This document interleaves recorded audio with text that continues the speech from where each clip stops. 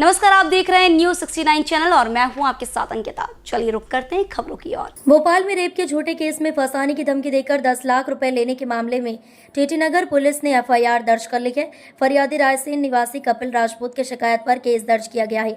TI Sudhir Arjariya ने बताया कि कपिल राजपूत की भोपाल की एक युवती से दोस्ती थी। जनवरी माह में कपिल की शादी कहीं और तय हो गई, जिसके बाद युवती जनवरी में कपिल राजपूत के खिलाफ शिकायत लेकर महिला थाने पहुंची थी। उस वक्त युवती और कपिल राजपूत में राजीनामा हो गया था, लेकिन युवती के साथ जितेंद्र धाकड़ और विमलेश पटेल भी थे। जितेंद्र राजपूत ने मौके का फायदा उठाया और कपिल को डराकर उससे 10 लाख रुपए ब्लैकमेल कर वसूल लिए। खास बात यह है कि पूरी डील भोपाल पुलिस कमिश्नर कार्यालय परिसर कंट्रोल रूम में हुई थी। जितेंद्र ने कपिल को डराया था कि अगर उसने पैसे नहीं दिए तो युवती के माध्यम से उसके खिलाफ एफआईआर दर्ज करवा दी जाएगी, जिसके बाद जितेंद्र ने अपने एक साथी के माध्यम से कपिल को कंट्रोल रूम के पार्किंग में बुलवाया और 10 लाख रुपए के लिए कपिल को लगा कि अब मामला खत्म हो गया है, लेकिन फिर फरवरी माह के अंत में जितेंद्र ने 5 लाख रुपए की मांग कर दी। सर, एक मामला आया है धोखाधड़ी का, जिसमें 10 लाख रुपए और 5 लाख रुपए का मामला आया, उसकी शिकायत दर्ज कराई। क्या पूरा मामला है और इसमें आरोपी कौन है और किस तरह से इन्होंने पूरी घटना को अंजाम दिया? ये कपिल राजपूत करके एक जो फरियादी है, इन्होंने शिकायत की थी। एक इनकी महिला मित्र है, जिसके द्वारा पहले कपिल राजपूत से उनकी दोस्ती थी और कुछ कारणों से उसकी शादी दूसरी जगह हो रही थी, तो महिला थाने शिकायत करने आई थी। लेकिन फिर उन दोनों के बीच में आपस में कोऑर्डिनेशन हो गया और महिला ने शिकायत वापस ले ली।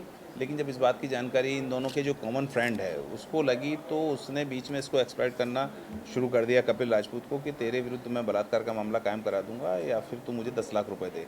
इस आधार पर कपिल ने डर के उसको 10 लाख रुपए दे भी दिए। लेकिन कुछ दिनों बाद ये जो आरोपी थे, इन्होंने फिर से उस पर दबाव बनाना शुरू किया कि अब तुमको 5 लाख रुपए और देना पड़ेंगे, नहीं तो तुम्हारा वो मुकदमा जो है वो कायम हो जाएगा और तुम उलझ जाओगे।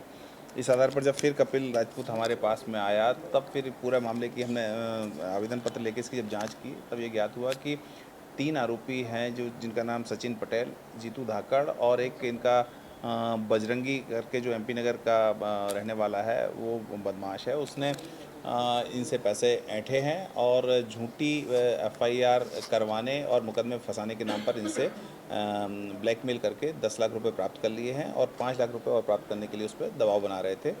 इस आधार पर ये एफआईआर दर्ज हुई है और आरोपी की तलाश के लिए हमारी टीम रवाना हुई है। महिला की भूमिका?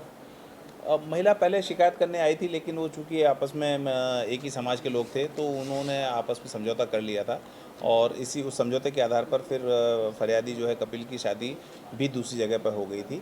महिला इसमें अभी फ़िलहाल जो प्राथमिक रूप से विवेचना है, इसमें अभी इस मामले में इन्वॉल्व नहीं दिखती है और फरियादी ने भी उसका नाम अपने आवेदन पत्र में नहीं लिया है। कपिल जो फरियादी है, इसमें कपिल का बैकग्राउंड क्या है? इतना 10 लाख रुपये एक बार में देना भी 5। कपिल बेसिकली मूलतः एक किसान परिवार का बेटा है, जो कि एक कीटनाशक की दुकान बरेली जो रायसेन ज़िले में है वहाँ चलाता है।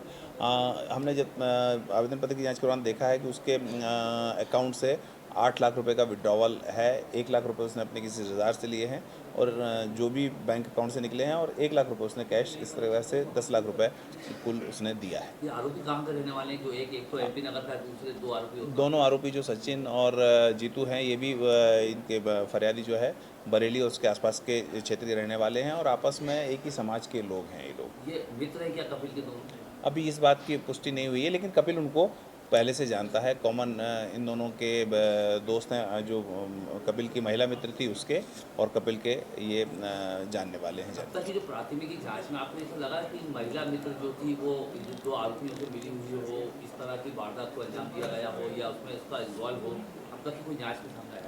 देखिए, अभी जैसे एफआईआर जब हुई है और एफआईआर के आवेदन पत्र की जांच के दौरान भी कपिल ने इस तरह की कोई भी आरोप अभी महिला के ऊपर तो नहीं लगाए हैं, लेकिन इन्वेस्टिगेशन में यदि अन्य किसी का भी इन्वॉल्वमेंट हमको आता है तो निश्चित रूप से उसके विरुद्ध हम वैधानिक कार्रवाई करेंगे। इसी तरह की और खबरें देखने के लिए बने रहे हमारे साथ, देखते रहिए न्यूज 69 चैनल। जब तक के लिए धन्यवाद।